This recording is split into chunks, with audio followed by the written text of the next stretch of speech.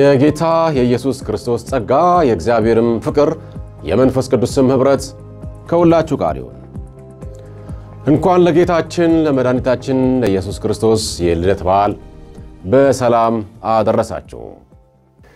ይህ የምጽአቱ አዋጅ ነጋሪ የማንቂያ ደወል መረጃ ነው። የእግዚአብሔርን አባትነት፣ መልካምነት፣ ፍቅሩን፣ ቸርነቱን ከስሞች ሁሉ በላይ ታላቅ ስም ያለውንና ወደ ዘላለም ሕይወት ለመግባት በሩ የሆነውንና እስከ ሞት ድረስ የወደደንን የኢየሱስ ክርስቶስን ፍቅር የምስራቹን ማውጋት ቀዳሚያችን ነው።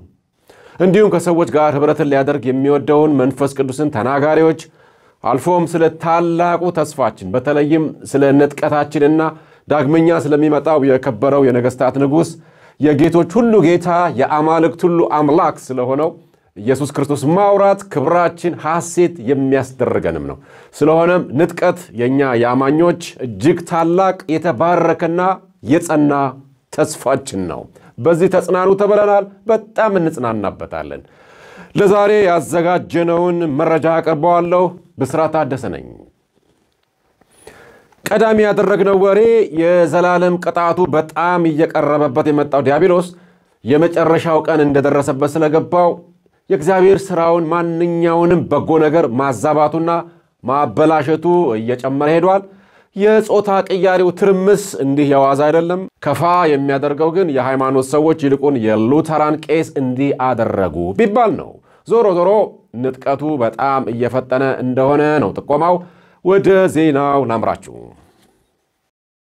ግብረ ሰዶማውያን የሆኑ የሉተራን ቀሳውስትን የሚደግፉ ቡድኖች የኢኤልሲኤ ወይም ኢቫንጀሊካል ሉተራን ቸርች ኢን አሜሪካ ቀደምት ሆነው የተሾሙትን ሜጋን ሮኸር የተባሉትን ግብረ ሰዶማዊ ጳጳስን አባልነት በዘረኝነት ድርጊት ወይንም ቃላት አጠቃቀም ምክንያት አባልነታቸውን ሰረዘ። ሜጋን ሮኸር መሰረቱ ካሊፎርኒያ የሆነ የኢኤልሲኤ ሴራ ፔሲፊክ ሲኖድ የበላይ ጳጳስ ሲሆኑ ብዙ ጊዜ በንግግራቸው እነርሱና እነሱ የሚሉ ተውላጠ ስሞችን ሲናገሩ ይሰማል። አባልነታቸውን የሰረዘው የኢኤልኤም ወይም ኤክስትራኦርዲነሪ ሉተራን ሚኒስትሪስ የዳይሬክተሮች ቦርድ ሲሆን ይህ ሚኒስትሪ አገልጋዮች ስልታዊ የሆነ የጭቆና ገደብን መጋፈጥ የሚችሉበትን ሴሚናር የሚያዘጋጅ ነው ይላል የክርስቲያን ፖስት ጋዜጠኛ ማይክል ግራይቦስኪ ዲሴምበር 22 በዘገበው ጽሑፍ ላይ። ይህ በእነሱ መሃል የተፈጠረውን አለመግባባትና እገዳ ወደ ጎን እንተውና ኢኤልሲኤ ምንድነው ብለን ብንጠይቅ የምናገኘው መልስ እስከ ፈረንጆቹ አቆጣጠር 2009 ዓ.ም በአሜሪካ ትልቅ የተባለ የሉተራን ቤተ እምነት እንደነበረና ለሁለትም እንደተከፈለ ነው። የመከፈሉም ዋነኛ ምክንያት ኢኤልሲኤ ስለ ግብረ ሰዶማውያን የጋብቻ ጥምረት የአባልነትና የቅስና አገልግሎትን ወዘተ በተመለከተ የነበረውን ፖሊሲ በመቀየሩ ነው። ይህ አዲሱ ፖሊሲ ግብረ ሰዶማውያን በማንኛውም አገልግሎት ተሹመው ያለ ገደብ ማገልገል እንዲሁም በጋብቻ መጣመር እንደሚችሉ የሚገልጽ ሲሆን ይህንን የፖሊሲ ለውጥ ከተቃወሙት መሃል ይህ መጽሐፍ ቅዱሳዊ በመሆኑ ከዚህ እኩይ ተግባር ጋር አንተባበርም በማለት ምሳሌ የሆነችው የኢትዮጵያ መካነ ኢየሱስ ቤተክርስቲያን አንዷ እንደሆነች የሚታወስ ነው። ስለሆነም ሐሳቡን እንደማይደግፉት በግልጽ በመናገር ለመለየት ወስነው ኤንኤኤልሲ ወይም ኖርዝ አሜሪካን ሉተራን ቸርች የሚል ስያሜ ይዘው በ2010 ተደራጁ። ከነበራቸውም አቋም አንደኛው ጋብቻ በአንድ ወንድና በአንድ ሴት የሚመሰረት እግዚአብሔር የደነገገው ሕግ እንደሆነ የግብረ ሰዶማውያንን ቅስና ሆነ አባልነትን እንደማይቀበሉ የሚያሳስቡ ናቸው። እስከ 2013 ዓ.ም ድረስ ወደ 573,000 ሰዎች አባልነታቸውን ከኢኤልሲኤ እንደሰረዙ ቢነገርም ይህ ዋና ጽሕፈት ቤቱን በአሜሪካ ቺካጎ ኢሊኖይ ያደረገው ኢኤልሲኤ በ2020 ወደ 3.14 ሚሊዮን የሚሆኑ አባላት በ8894 የተለያዩ ጉባኤዎች እንዳሉት ይነገራል። ፀሐይ መኮንን እንደዘገበችው ምንጩ ከሲቢኤን እና ዊኪፒዲያ የተገኘ ነው። እውነተኛይቱ የክርስቶስ ቤተክርስቲያን አብረን እንንቃ አብረንም እናነቃቃ። በማስከተል የያዝነው የምጽአቱ አዋጅ ነጋሪዎች ማንቂያ በአሁኑ ወቅት ዓለምን እያስጨነቀ ያለው ኮቪድ-19 አገራችንንም ጨምሮ የሰውን ዘር በሙሉ ውጥረት ውስጥ ከቶታል። በዚህ መሃል መፍትሄ አለኝ ባዩ ዳር እያለ ነው። ይህችን እድል ተጠቅሞ ኮቪድ ፓስፖርት በማለት መጥቷል። ባለፈው 2 ሳምንትም ከማይክሮቺፕስ ጋር በተያያዘ መዘገባችን ይታወቃል። በዚህ መሰረት በርካታ ታዳሚዎቻችን በደንብ እንዲብራራላቸው በጠየቁን መሰረት ሐዋርያ ሀብታሙ ቢያዝን ማብራሪያ እንዲሰጠን ጋብዘነዋል። እንግዲህ የኮቪድ ፓስፖርቱን አስመልክቶ በአውሮፓ አንዳንድ ሀገራት ሙከራውን አድርገውታል። በዚህ ላይ ተጨማሪ ማብራሪያ ብታክልበት። አመሰግናለሁ ብስራት።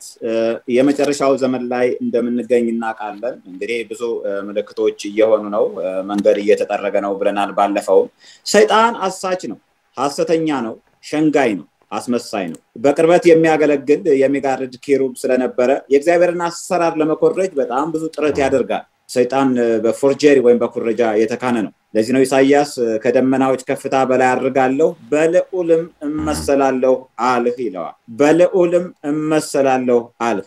መመሳሰል ማስመሰል በጣም ነው የሚወደው። ጳውሎስም በሁለተኛ ቆሮንቶስ ምዕራፍ 11 ላይ ይህ ድንቅ አይደለም፣ ሰይጣን ራሱ የብርሃን መልአክ እስኪመስል ራሱን ይለውጣልና ይላል። ለዚህ ነው ሰይጣን እየኮረጀ ነው የሚሰራው ያልኩበት ምክንያት በቅርብ እግዚአብሔር ጋር በቅርብ የሚያገለግል ስለነበረ የእግዚአብሔርን አሰራር ሲያይ ቆይቶ ከዛ ተገንጥሎ ወጥቶ እሱ ራሱ ከፍ ያለ እግዚአብሔር ለመሆን ነበር ምኞቱ። አልተሳካለትም፣ ወደ ታች ተወረወረ እንጂ። ለምሳሌ አንዳንድ ሰዎች ምግብ ቤት ውስጥ አስተናጋጅ ሆነው ይሰሩና ጥቂት እዛ አሰራር አይተው ወጥተው የራሳቸው ምግብ ቤት ይከፍታሉ። እዛ ያዩትን እዛ ያደርጉታል። ሰይጣንም ከእግዚአብሔር አሰራር ሲያይ የኖረውን ሊያደርግ ወይንም ደግሞ ኮርጆ ያንን ሊተገብር በጣም ነው የሚፈልገው። እግዚአብሔር አምልኮ ይፈልጋል፣ ሰይጣንም አምልኮ ይፈልጋል። እግዚአብሔር ወደ ገሃዱ ዓለም የሚገለጥባቸው ሰዎች አሉት፣ ሰይጣንም ወደ ገሃዱ ዓለም የሚገለጥባቸው ሰዎች አሉት። ቤተክርስቲያንን በዚህ ዓለት ላይ መሰረታለሁ ሰራለሁ የገሃነም ደጆች አይችሏትም ሲል ጌታ የገሃነም ደጆች የሆነ በር መቀርቀር ያላችሁ አይደለም፣ ሰዎች ናቸው። ሰይጣን ራሱን የሚገልጥባቸው ሰዎች ናቸውና ሰይጣን በጣም እያመሳሰለ ይሰራል። ታስታውሱ ከሆነ ሙሴ በትሩን ሲጥለው እባብ ሲሆን የፈርዖን ባለሟል የፈርዖን ጠንቋዮች የፈርዖን መተተኞች በርከት ያለ እባብ አደረጉ። ነገር ግን የሙሴ በትር ዋጠቻቸው። ይዋጣል፣ አይችልም፣ አይቆምም፣ አይሳካለትም እንጂ የእግዚአብሔርን አሰራር ለመኮረጅ ሰይጣን በጣም ይጥራል። ለዘላለም አይሳካለትም። ቤተክርስቲያን በክርስቶስ ክብርና ኃይል ትገለጣለች። ቅዱሳን በአሸናፊነት ክርስቶስን በመምሰል ወደ ፍጹም ሰውነት እየተሰሩ ይገለጣሉ። እግዚአብሔር ሰራዊትን ያስነሳል። ብዙ ነገሮችን ነው የሚኮርጀው፣ ብዙ ነገሮችን ነው የሚያመሳስለው። ስላሴን እንኳን ለማስመሰል ሞክሯል። አብ ለልጁ ለወልድ ሁሉን እንደሰጠው ዘንዶውም ለአውሬው ኃይሉንና ዙፋኑን ትልቅም ስልጣን ሰጠው ይላል። ይሄ ኩረጃ ነው። የመንፈስ ቅዱስ አሰራር እንዳለ ሁሉ የሰይጣንም አሰራር አለ። ሁለተኛ ተሰሎንቄ ምዕራፍ 2 ከ9 እስከ 10 ይድኑ ዘንድ የእውነትን ፍቅር ስላልተቀበሉ ለሚጠፉ የእርሱ መምጣት በተአምራት ሁሉና በምልክቶች በሐሰተኞች ድንቆችም በአመጽ መታለል ሁሉ እንደ ሰይጣን አሰራር ይሆናል ይላል። ጌታ ኢየሱስ ክርስቶስን በሞትና በትንሳኤው እንኳን ሊኮርጀው ይሞክራል። ለሞቱ የሆነው ቁስል ተፈወሰ፣ ምድርም ሁሉ አውሬውን እየተከተለ ተደነቀ ይላል። እና ይሄንም አሁን ይሄ እጅ ላይና ግንባር ላይ ለመቅበር የሚደረገው እንቅስቃሴና ሂደት ከእግዚአብሔር ቃል ሰይጣን ኮርጆ ነው ለማለት ፈልጌ ነው። እግዚአብሔር በፍጹም ስለመውደድ ይናገርና ዘዳግም 6 ላይ ከዚያ ደግሞ እንደዚህ ይላል 8 ላይ ስለ እግዚአብሔር ቃል እንዲህ ይልና ለልጆችህም አስጠናቸው፣ በቤትህም ስትቀመጥ በመንገድ ስትሄድ ስትተኛና ስትነሳም ስለ እርሱ ተናገር፣ በእጅህ ላይ ምልክት አድርገህ ሰራቸው፣ በግንባርህም ላይ ይሁኑ ይላል። በእጅና በግንባር እግዚአብሔር የሱ የሆኑትን የሚለይበትና የሚያውቅበት ሂደት ምልክት የሚያደርግበት ሂደት ነው። በቃሉ ወደ ራሱ የሚያስጠጋበት የእርሱ የሆኑት ከሱ ጋር የሚተባበሩበት እሱም ከልጆቹ ጋር የሚተባበሩበት የእግዚአብሔር ቃል ስርዓት እንዲህ ተብሏል። በእጅ ላይ ምልክት አድርገህ ሰራቸው፣ በግንባርህም ላይ ይሁኑ። እንግዲህ የዚህን የጠላት አሰራር ስንመለከትም ምዕራፍ ዮሐንስ ራእይ ምዕራፍ 13 ላይ ታናናሾችና ታላላቆችም ባለጠጋዎችም ድሆችም ጌታዎችና ባሪያዎችም ሁሉ በቀኝ እጃቸው ወይም በግንባራቸው በእጃቸው ወይም በግንባራቸው ምልክትን እንዲቀበሉ የአውሬው ስም ወይም የስሙ ቁጥር ያለው ምልክት የሌለበት ማንም ሊገዛ ወይም ሊሸጥ እንዳይችል ያደርጋል ይላልና ይሄም ምልክት ማድረግ ግንባር ወይም እጅ ላይ ምልክት ማድረግ የእግዚአብሔር ቃል ከነበረው ላይ ሰይጣን ኮርጆ ነው ያመጣው አሁንም በአውሮፓ ሀገሮች ላይ የምንመለከተው የኮቪድ 19 ፓስፖርት እንዲሁም ሌሎችም ግብይትን ለማፋጠን የሚደረግ እንቅስቃሴ እነ RFID ወይም ደግሞ ራዲዮ ፍሪኩዌንሲ ID እነኚህ ባርኮድ ስካነርስ መንገድ ከመጥረግም አልፈው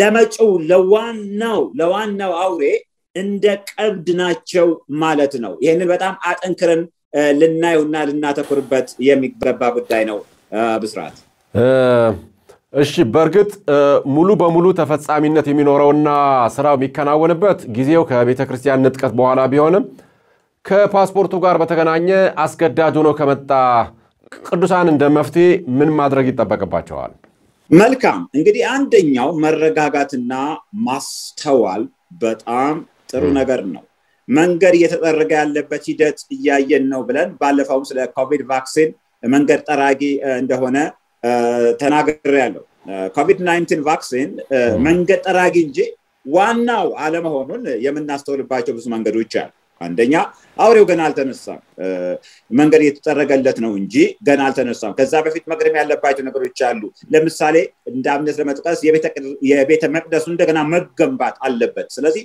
ከዚህ ሁነት በፊት መሆን ያለባቸው መጽሐፍ ቅዱሳዊ ክስተቶችና ትንቢቶች አሉ ሁለተኛው ኮቪድ ቫክሲን በግንባር ወይም በእጅ ላይ አይደለም እየተሰጠ ያለው በክንድ ወይም በትከሻ ዝቅ ብሎ ነውና ይሄም ዋናው እንዳልሆነ ልንረዳበት የምንችለው መንገድ ይሆናል ሶስተኛው ከፈሳሽ ይልቅ ይሄ የአውሬው ምልክት በቺፕ በማይክሮቺፕ ወይንም ደግሞ በዲጂታል ሲል ነው ሊሰጥ የሚችልበት እንደዛ አይነት ነው አግባብ የሚሰጥበት ሁኔታ ሊኖር የሚችለውና መንገድ ጠራጊ ነው እንግዲህ ቫክሲኖች ከዛ በፊት የሚሆኑ ቫክሲኖች የራሳቸው ብዙ ተንኮሎች ቢኖሯቸው መንገድ ጠራጊዎች እንደሆኑ እናውቃለን ግን ይሄ የኮቪድ 19 እነኚህ ፓስፖርቶች ምናምን ግን ቀበራ ላይ ያሉ ነገሮች ሰውነት ውስጥ የሚገቡ ስፔሻሊ እጅ ላይ ወይም ግንባር ላይ የሚገቡ ነገሮች ግን ለዋናው ቀብድ ናቸው በጣም እንዳውም ልናተኩርባቸውና ልንጠነቀቅባቸው የሚገቡ ጉዳዮች ናቸው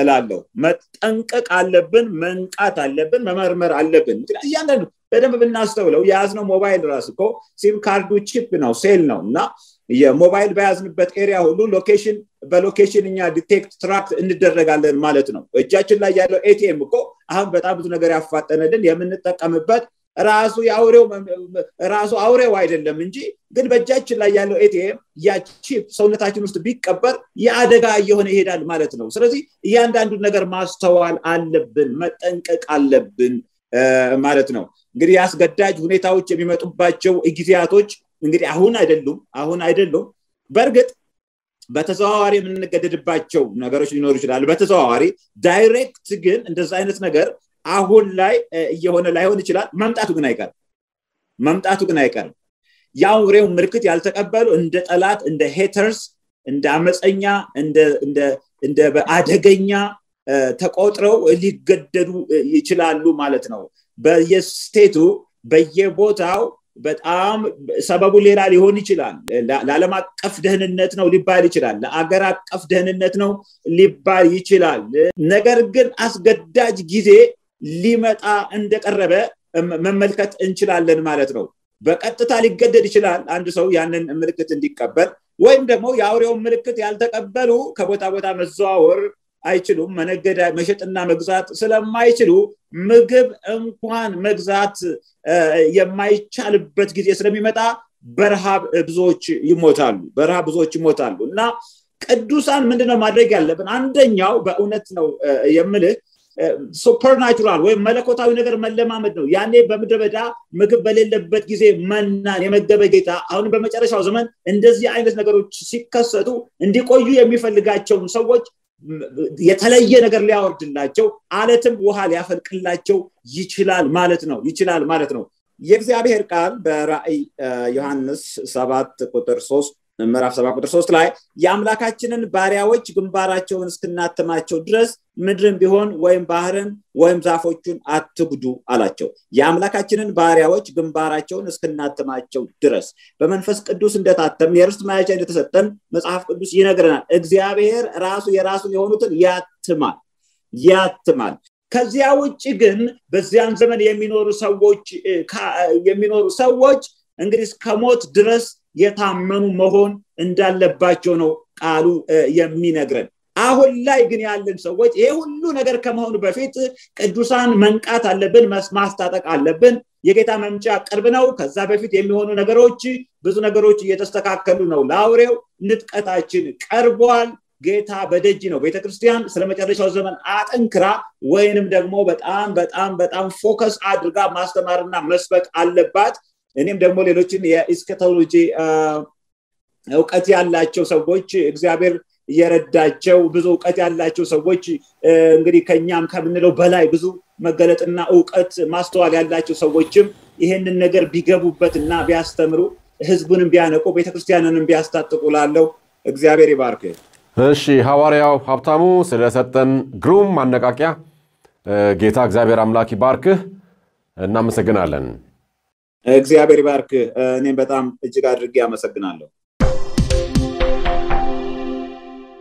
የምጽአቱ አዋጅ ነጋሪዎች ነን አብረን እንንቃ አብረን እናነቃቃ ወደ ቀጣዩ ማንቂያ ወሬ ስንሻገር ከመጨረሻው ዘመን ምልክትና ከኢየሱስ ትእዛዝ አንዱ ስለሆነው ወንጌልን መስበክ እንዳለብን የያዝነው ወሬ ይሆናል በማርቆስ ወንጌል ምዕራፍ 16 ቁጥር 15 ላይ እንዲህም አላቸው ወደ ዓለም ሁሉ ሂዱ ወንጌልንም ለፍጥረት ሁሉ ስበኩ ተብለን ታዘናልና ሕይወት ከሞት በኋላም ይቀጥላል 100 ዓመት በማይሞላ በመድር ላይ ቆይታችን ብቻ ሳይሆን የዘላለም ሕይወትም ሞትም ይቀጥላሉ ከሁለቱ ወደ አንዱ የምንገባው በመድር ባለን ቆይታ ትንፋሻችን ጸጥ እስከሚል ድረስ በሚወሰነው ኢየሱስን በማመናችን አለዚያም አለማመናችን ብቻ ይሆናል እግዚአብሔር ግን ማንንም የሰው ልጅ ወደ ዘላለም ሞት እንዳይገባ ክርስቶስ በመስቀል ላይ ምትካችን ሆኖ መርገማችንን ተሸክሞ ሞተልን ከሞትም ተነሳልን ደግሞም ለፍርድ ይመጣል ይህንን የምስራች ዜና ለዓለም ሕዝብ ሁሉ የመናገር የቤት ስራዋ እንዲሆን ለቤተክርስቲያን ብቻ ተሰጥቷታል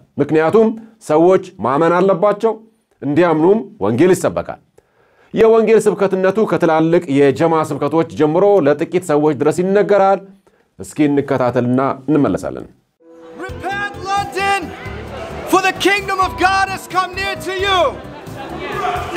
Choose this day who you will serve, my friends. Judgment is coming, London. London is fallen. It's fallen. London, it's time to come home to your maker. The creator of heaven and earth has formed you with his two hands. And yet we have gone against the ways of God. And we mock our creator. And we shake our fists in defiance against him. Repent, New York City. Jesus Christ is coming soon. And he is King. And he is Lord of Lords. And King of Kings. Alpha and Omega. Beginning and the end. New York City, your sins have filled up the cup of God's wrath. And he is very angry with you. Did you know, New York City, that your babies are being removed from the womb and killed at 40 weeks gestation? Innocent lives taken. Repent, Auckland. Repent for your sin. Jesus Christ is coming soon. Repent for the kingdom of God has come near to you. You are celebrating sin. You are celebrating debauchery. Darkness has come upon our land. We must repent. Cry out to Jesus. He can forgive you. He can give you life. Repent, bro. Jesus Christ is coming soon. Pentiti perché Gesù Cristo sta tornando.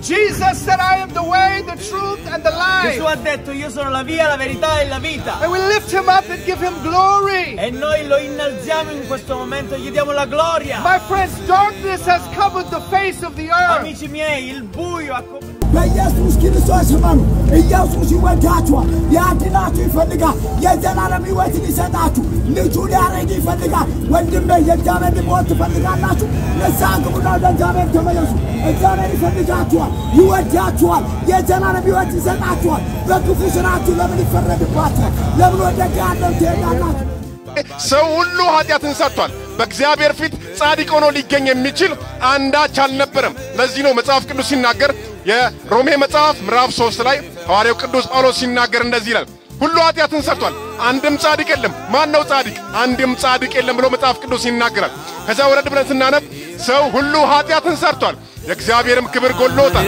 ሰው እንኳን ፈጽሞ እንዳይጠፋ በመክሩ ያስባል በመክሩ ያስባል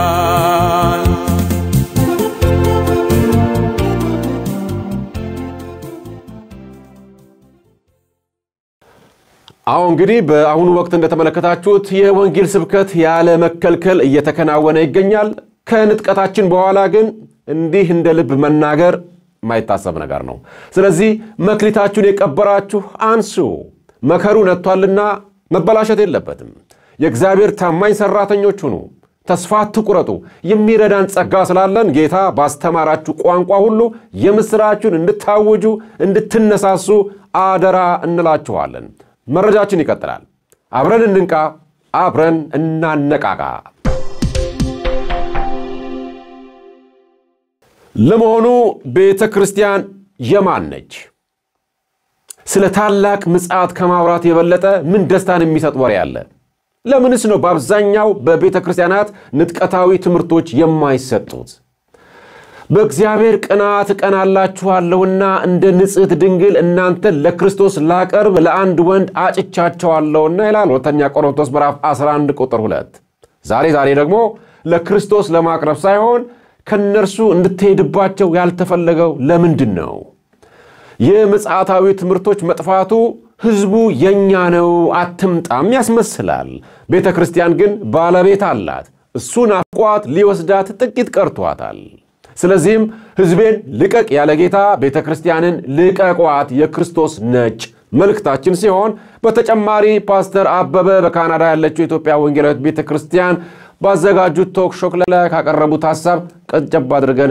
እናስደምጣችኋለን ወደዛ እናምራለን አንዳንድ ሰዎች የተለያየ የተሳሳተ አመለካከት አላቸው አንዳንዶች ቤተክርስቲያን እነሱ የገዟት የራሳቸው ንብረትም ስለሚያረጓት ፓስተሮች ሊሆኑ ይችላሉ ነቢያቶች ሊሆኑ ይችላሉ ሐዋርያት አንባዮች ሊሆኑ ይችላሉ ሽማግሌዎች ሊሆኑ ይችላሉ አስተማሪዎች ሊሆኑ ይችላሉ አንዳንዴ ቤተክርስቲያንን እነሱ ተሸክመዋት በቃ ዘላለም የሚኖሩ በቤተክርስቲያን ውስጥ በተሰጣቸው ስልጣን ይመስላቸዋል ግን በጣም የሚያስደንቀው ነገር ቤተክርስቲያን የእግዚአብሔር መንግስት እንዲመጣ ለእግዚአብሔር መንግስት ሰዎች እየታጩ ወደዛ መንግስት እንዲገቡ ጌታ ኢየሱስ ክርስቶስ ራሱ ኮንስቲቲዩሽን ያደረጋት የኔ ብሎ ራሱ አያችሁ ቤተክርስቲያን በቃ የራሱ እንደሆነች አስቀምጧል እንደገና ደግሞ ራሱ እሱ ነው የቤተክርስቲያን ራስ ክርስቶስ ሌሎቻችን የፈለገ ነገር ብንሆን ራስ መሆን አንችልም ራስ ሰው ደግሞ ራስ ከሌለው ህይወት የለውም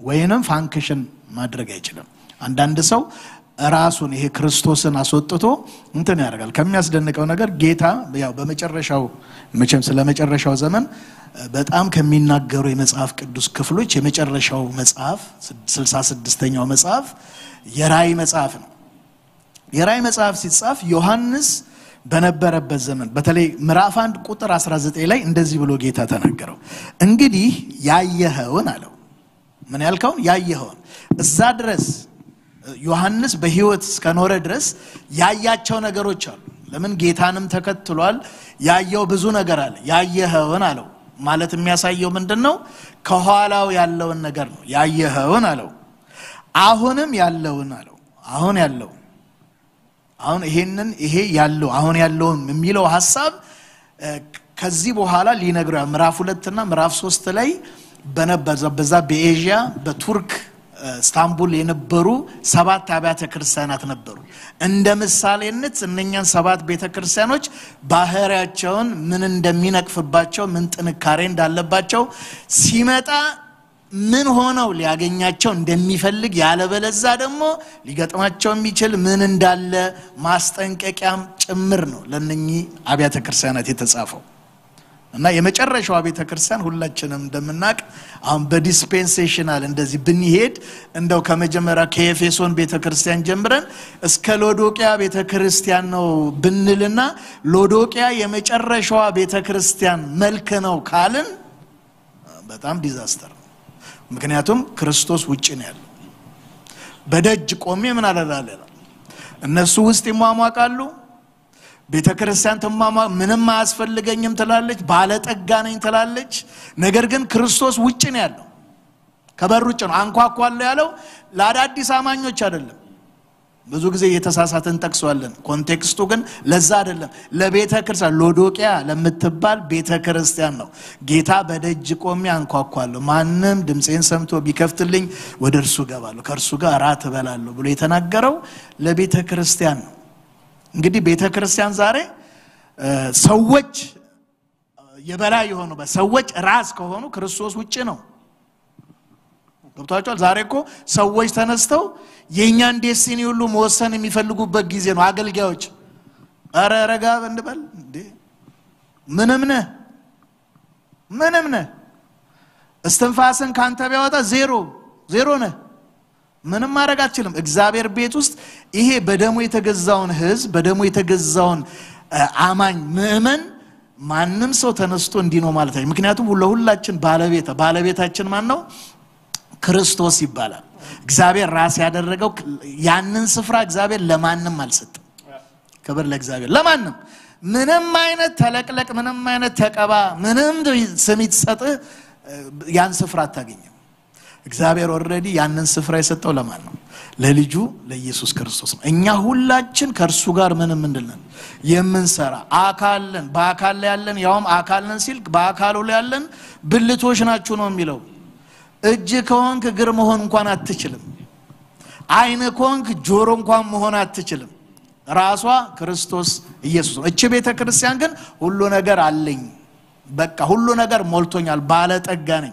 ብላ ክርስቶስን ተመልከቱ እንግዲህ የቤቱ ራስ እሱ ሆኖ እሱ ተባሮ ሰዎች ውስጥ ገብተው ካንገት በታች ጩኸት ማለት ነው ራስ የሌለው ሰው ቤቱስ ምን ሲል ምን አይነት ፒክቸር እንደሚሆን አስቡ ፋንክሽን የማያደርግ በትክክል የማይሰራ የእግዚአብሔር ነገር የሌለበት ህልውናው የማይሰማበት ጩኸት ብቻ ነው የሚሆነውና ቤተ ክርስቲያን እንደዚህ አይነት እንደዚህ ከሆነች እንደ ራእይ መጽሐፍ ከሆነች በጣም አስቸጋሪ ነው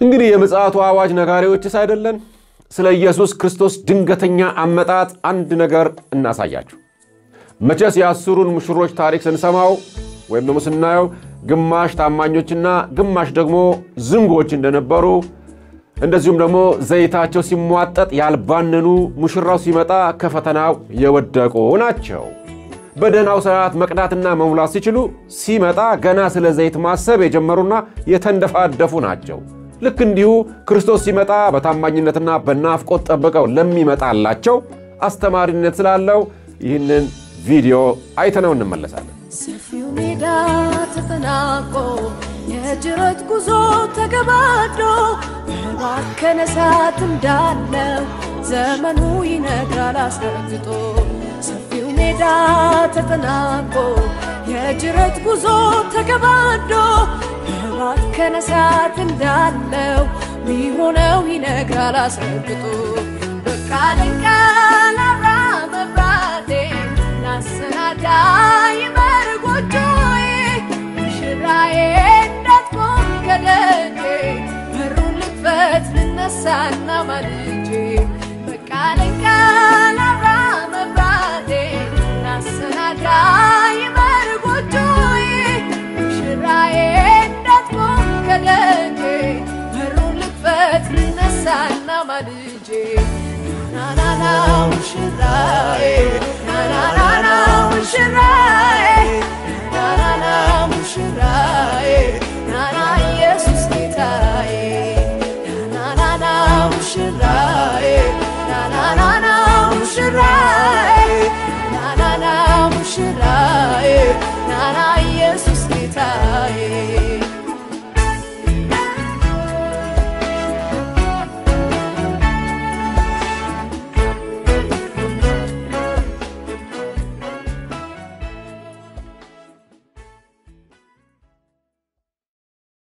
በጣም ጥሩ እኔና እናንተ ከየትኛዎቹ ነን ቃል ኪዳን ተሰብሮ ታማኝነት ጠፍቶ እንዴት ልብ እንደሚሰብር እንዴት እንደሚጸጽት ተመልከቱ ይሄ ምድራዊ ነው ያኛው ግን ሰማያዊ ነው ስለዚህ በፌዝ በቀልድ በዋዛ እንዳንተላለፍ የማንቂያ ደወላችን የምትከታተሉት የምጽአቱ አዋጅ ነጋሪዎች አንቂ ደወል ነው በብዙ ያበረታታችሁን ያላችሁ ወገኖች እግዚአብሔር አምላክ አብዝቶ ይባርካችሁ ማለት እንፈልጋለን ስናነቃ እናንተም ተባበሩን አብረን እንንቃ አብረን እናነቃቃ ሁላችንም እዚህ ላይ መረባረብ አለብን የህይወት አድን አገልግሎት ስለሆነ ነው ሼር ሰብስክራይብ ላይክ አርጉልን የምንለው ሰው ሁሉ እንዲሰማን ስለሆነ ጩኸታችን አብረን እናገልግል ለዕለቱ ያዘጋጀነው የምጽአቱ አዋጅ ነጋሪዎች ማንቂያ ድምጽ የተከታተላችሁትን ይመስል ነበር ቀጣዩ ሳምንታችን ባገኘነው አጋጣሚ ሁሉ የምስራቹን የኢየሱስን አዳኝነት ለሰዎች ሁሉ ለማወጅ የምንቸኩልበት ይሁን ለዚህ መንፈስ ቅዱስ እንዲያግዘን ፊቱን እንፈልገው ለኛም ጸልዩልን በሐሳብም በገንዘብም በተሰጣችሁ ጸጋ ሁሉ ከጎናችን ሁኑ በራችን ክፍት ነው ጌታ ቢፈቅድና ብንኖር በሌሎች መረጃዎች በሚቀጥለው ሳምንት እንገናኛለን ዜናውን በስራት ታደሰ አነበብኩኝ በቴክኒኩ ደግሞ ወንድማችን ይልቃል አስራት የዘወትር ተባባሪያችን ወንድም ኤርሚያስ መቆያ ዜና በመጻፍታችን ፀሐይ መኮንን እንዲሁም ሐዋርያው ሀብታሙ ቢያዝንም ነበርን ያለውና የነበረው የሚመጣው ሁሉንም የሚገዛ ጌታ አምላክ አልፋና ኦሜጋ እኔ ነኝ ይላል ዮሐንስ ራእይ ምዕራፍ 1 ቁጥር 8 በደናው